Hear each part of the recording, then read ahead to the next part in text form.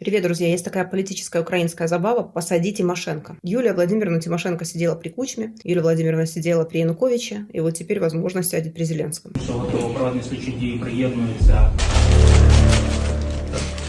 Виявили грошові кошти номіналом попередньо $100.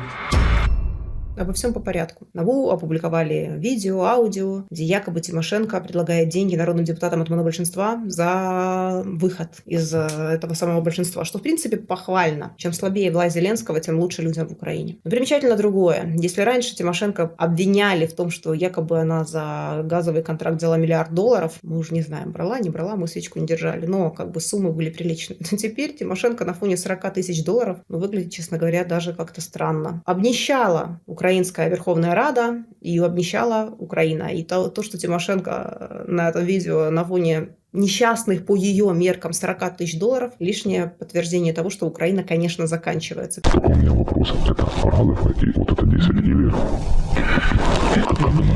Вот эти Ага. раз в месяц.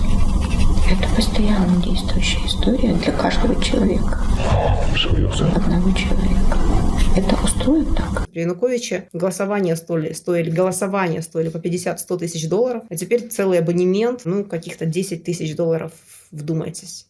Действительно, для народных депутатов, для простых людей это большие деньги, для народных депутатов это, конечно, копейки. Я говорю еще раз, доказывает то, что Украина заканчивается. Ну и то, что в Украине не останется никого. Ми не маємо права когось покритикувати, а за когось щось добре сказати.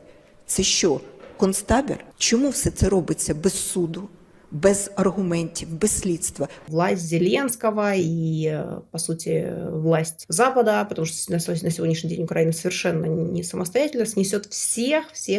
Не будет никого, не останется никого, нет уже никакой политики, нет никаких самостоятельных политиков. Юлия Владимировна, конечно, фигура знаковая, но то, как это все заканчивается, говорит о том, что заканчивается на самом деле вся страна.